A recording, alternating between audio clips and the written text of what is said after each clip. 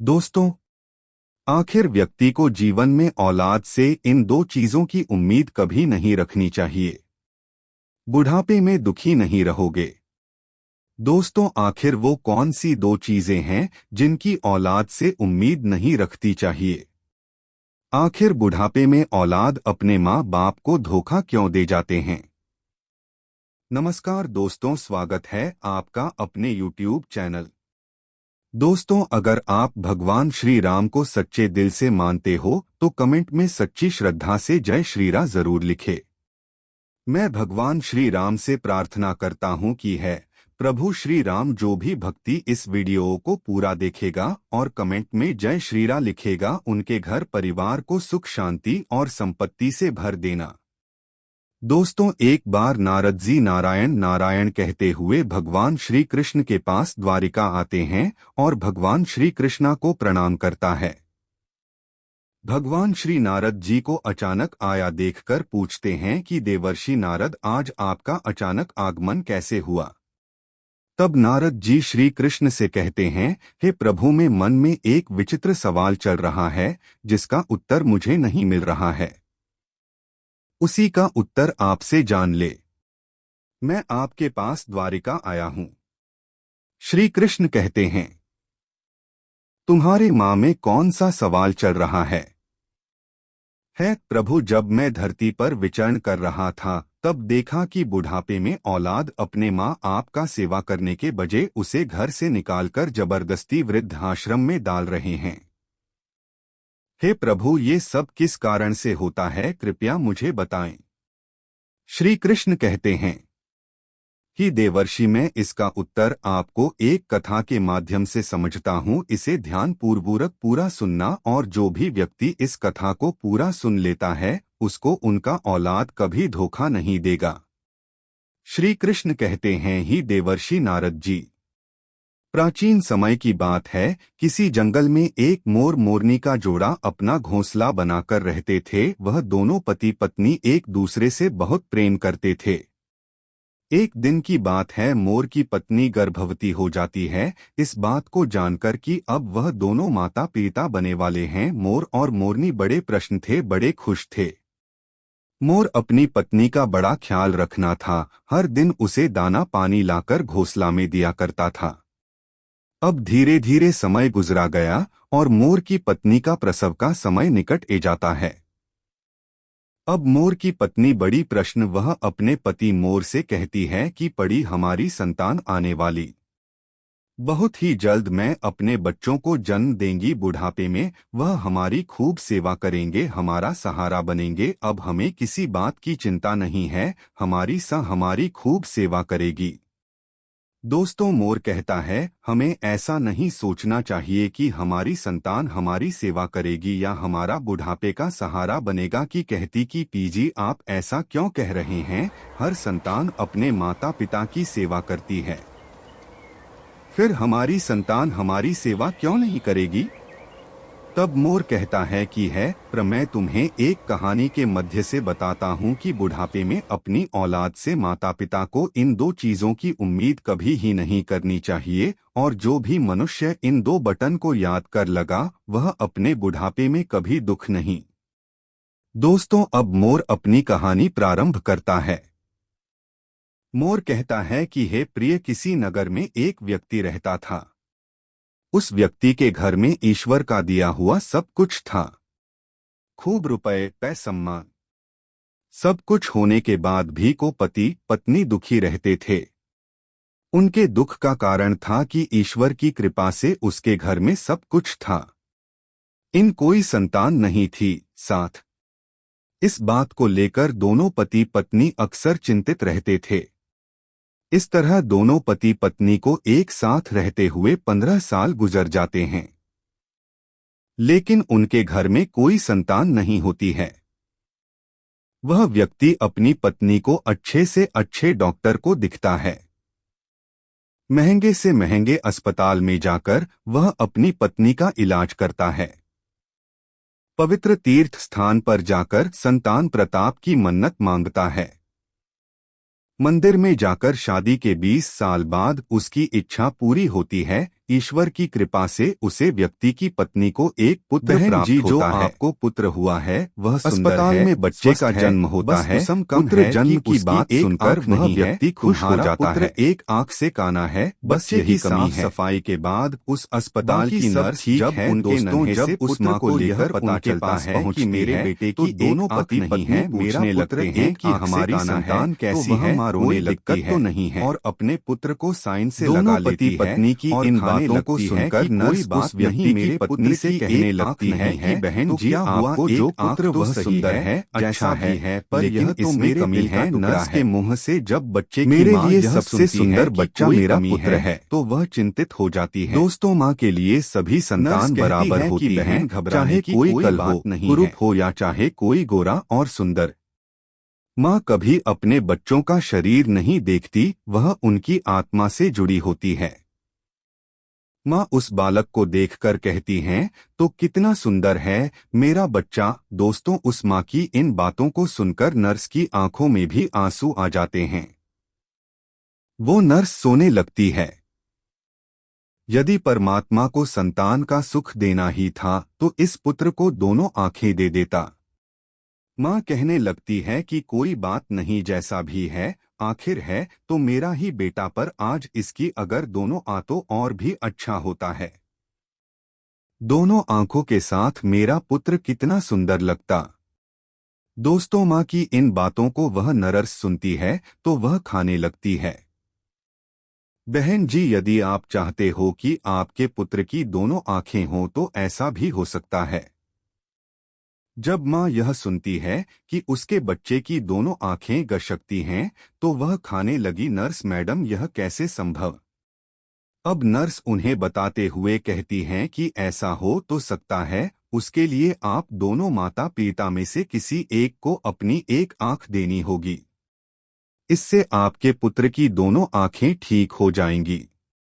दोस्तों, नर्स की इन बातों को जब वह व्यक्ति सुनता है तो वह कहने लगता है, कोई बात नहीं नर्स मैडम, हमारे पुत्र की एक आंख तो सही सलामत है।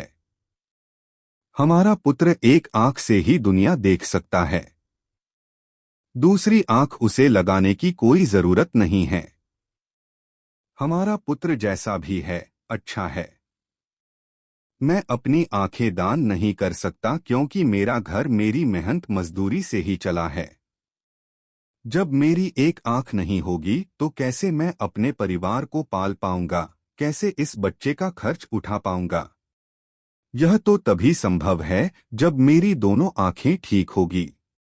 मैं एक पिता हूं और अपनी पत्नी को और बच्चों को पालने का भार मेरे कंधों पर है। अब रही बात मेरे पुत्र के एक आंख की, तो यह सब परमात्मा की देन है। ईश्वर ने जिसे जी रूप में भेजो है वह हमारा पुत्र इस रूप में ठीक है। दोस्तों, बिताने तो साफ इनकार कर दिया, लेकिन माँ तो आखिर माँ होती है कि मैडम यदि ऐसा हो सकता है तो मैं अपनी एक आंख अपने पुत्र को देना चाहती हूँ। मेरा क्या है, मुझे तो घर पर ही रहना है, लेकिन मेरे बेटे को तो अपना पूरा जीवन काटना है। इसलिए नर्स मैडम, मैं अपनी एक आंख अपने पुत्र को देना चाहती हूँ।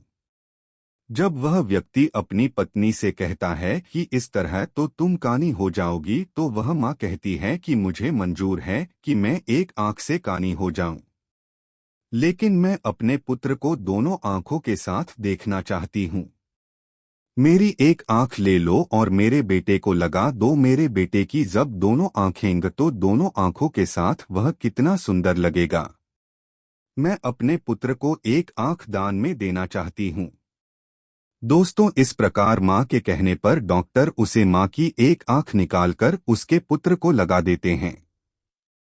इस तरह पुत्र की दोनों आंखें सही हो जाती हैं और माँ एक आंख पुत्र को देने के बाद एक आंख से कान्हा हो जाती है। दोस्तों, अपनी पत्नी से कहता है कि प्रिया, कुछ दिन तक वे दोनों लोग अस्पताल में रहते हैं। जब दोनों माँ बेटे स्वस्थ हो जाते हैं तो अस्पताल से माँ बेटे को इस प्रकार वह व्यक्ति अपनी पत्नी और पुत्र को लेकर अपने घर ए जाता है और दोनों पति पत्नी मिलकर अपने ने पुत्र का पालन पोषण करने लगता है। इस प्रकार अपने बच्चों का पालन पोषण करते हुए और उनका पुत्र 5 साल का हो जाता है। सब कुछ अच्छा चल रहा होता है, तभी किसी सड़क दुर्घटना में प्राण चले जाते हैं। जब उसकी पत्नी को की खबर मिलती है तो वह बेचारी दहाड़े मारकर रन लगती है। वह सोने लगती है कि मेरा 4 साल का बच्चा है। घर में एक ही कमाने थे और वह मुझे छोड़कर चले गए। अब मैं इस बच्चे का पालन पोषण कैसे कर पाऊंगी? अब यह सोच सोच कर वह जोर जोर से रन लगती है। उसका रोना ध सुनकर आप पड़ोस के लोग ए जाते हैं और उसे लाचार माँ को धीरज बंधते हैं। उसे धीरज रखना को कहते हैं और किसी तरह समझा-बूझकर उसे व्यक्ति का अंतिम संस्कार करते हैं। दोस्तों, इस प्रकार वह लाचार माँ अपने 5 साल के बच्चे के साथ जीवन बिताने लगती है। अपने की चाहत में उसके इलाज करने में पहले ही खर्च हो चुकी थी। पति की मृत्यु के बाद जो भी बचत थी वह पति के अंतिम संस्कार में चला जाता है। इस प्रकार वह माँ दूसरों के घरों में झाड़ू पोछा करके, दूसरों के घरों में बर्तन मंजकर अपने पुत्र का पालन पोषण करने लगती है। वह माँ दूसरों के घरों में झाड़ू पा करती, दूसरों के घरों में बर्तन साफ करती, लेकिन अपने पुत्र को कोई दुख तकलीफ नहीं होने देती। वह दूसरों के घरों में नौकरानी बनाकर पैसे कमाती। अपने पुत्र को खेलने के लिए अच्छे अच्छे खिलौने लेकर आती। अपने पुत्र को अच्छे अच्छे वस्त्र लाकर दे, हर समय अपने बच्चों के साथ परछाई की तरह बनी रहती थी। जब उसका बेटा थोड़ा और बड़ा हो जाता है, जब वह पुत्र 6 साल का हो जाता है, तो एक दिन वह माँ अपने बेटे को लेकर एक विद्यालय में पहुंचती है और उसे विद्यालय के प्रधानाचार्य से विनय पूर्वक कहती कि भसाह मुझे अपने बेटे का इस विद्यालय में दाखिला करना है दो। मैं अपने बच्चे का एडमिशन करने जाती है। वह विद्यालय उसे नगर का एक प्रसिद्ध विद्यालय होता है। उसे विद्यालय में बच्चे पढ़ते। जब उसे विद्यालय का बड़ा मास्टर फटे पुराने कपड़े में उसकी माँ को देखा है तो सोचने लगता है कि बच्चा तो सुंदर है, लेकिन माँ कपड़ों से ऐसी ग रही है जैसे कोई भिखारी हो। यह कहाँ से इस बच्चे की किताबें और इतनी महंगी फीस भर पाएगी? इसलिए वह समझते हुए उसे बच्चों की से कहता है कि बहन जी, हमारे विद्यालय की फीस कुछ ज्यादा है। हमारे विद्यालय में अमीरों के बच्चे पढ़ने हैं, इसलिए बेहतर होगा आप अपने बच्चे का एडमिशन किसी सरकारी स्कूल में कर दें। मास्ट की इन बटन को सुनकर माँ खाने लगती है कि सर जी, आप पैसों की चिंता मत करिए, आपकी जो भी फीस होगी उसे मैं समय से जमा कर दिया करूंगी। मेरा एक लौटा बालक है और मैं चाहती हूँ कि मेरा बच्चा पढ़ लिखकर बड़ा डॉक्टर बन जाए, इसलिए मैं इसे आपके विद्यालय में लेकर आई। दोस्तों, वह बड़ा मास्टर जब उस माँ की इन बातों को सुनता है तो उस माँ की बातों को सुनकर वह बहुत ही प्रभावित होता है और उस बच्चों की माँ से कहता है, ठीक है बहन जी, यदि तुम जिद करती हो तो हम तुम्हारे बच्चे को भर्ती कर देते हैं। इस प्रकार उसके बच्चे का एडमिशन उस विद्यालय में हो आता है और वह बालक विद्यालय में पढ़ने जाने लगता है। दोस्तों, पहले तो वह माँ 5 घरों में झाड़ू पोछा करके अपना गुजारा कर लेती थी, लेकिन अब अपने पुत्र के एडमिशन के बाद अपने पुत्र की पढ़ाई की खातिर करने लगी। वह माँ दूसरों के घरों में झाड़ू पोछवा करके अपने पुत्र को पढ़ना लिखने लगती है। पुत्र जब 5वीं कक्षा में जाता है, जब उसकी उम्र 10 साल की हो जाती है, तो एक दिन स्कूल के सभी बच्चे मिलकर उसे बालक को छोड़ने लगता हैं और खेल खेल में कहने लगते हैं कि देखो देखो, एक आंख वाली काली माँ का बेटा आ गया, इसकी माँ एक आंख से कहानी है। दोस्तों, वो लड़का जब अपने सहपाठियों की इन बटन को सुनता है तो क्रोध में भर जाता है। उसे बहुत बुरा लगता था। जब विद्यालय की छुट्टी होती है तो छुट्टी के समय हमेशा की तरह उसकी माँ उसे लेने आई है। आज भी वो एक आंख से कहानी माँ अपने बेटे को स्कूल में लेने आई थी, तो वह लड़का अपनी माँ से कहता है कि माँ, कल से मुझे विद्यालय में छोड़ने मत आना और बुलवाने भी बताना। जब माँ पूछती है कि पुत्र क्या बात हो गई, तुम ऐसा क्यों कर रहे हो, तो लड़का खाने लगता है कि माँ तुम्हारी सूरत ठीक नहीं। एक आंख से तुम जब मेरे साथ विद्यालय में आई हो तो मेरे साथ के लड़के मेरा मजाक उड़ते हैं और तुम्हारी वजह से मुझे शर्मिंदा होना पड़ता है। तुम ऐसी हो वैसी हो इस तरह की बातें करते हैं। दोस्तों, वो लड़का अपनी माँ से दुनिया भर की शिकायतें करता है। जब वह माँ अपने पुत्र के मुख से इन बटन को सुनती है तो उसे बहुत दुख होता है, लेकिन अपने पुत्र की इन बटन को सुनकर वह चुप रहती है और अपने पुत्र की बटन को सहन कर लेती है। माँ कहती है, कोई बात नहीं पुत्र, तुम चाहते हो तो मैं तुम्हारे साथ कल से विद्यालय नहीं होंगे, लेकिन तुम अकेले विद्यालय कैसे आ पाओगे। अपनी माँ की इन बातों को सुनकर वह पुत्र कहता है, माँ, अब मैं बड़ा हो गया और अब मैं इस काबिल हो चुका हूँ कि मैं अकेला विद्यालय जा सकता हूँ। इसलिए तुम्हें मेरे साथ विद्यालय आने की कोई जरूर नहीं है।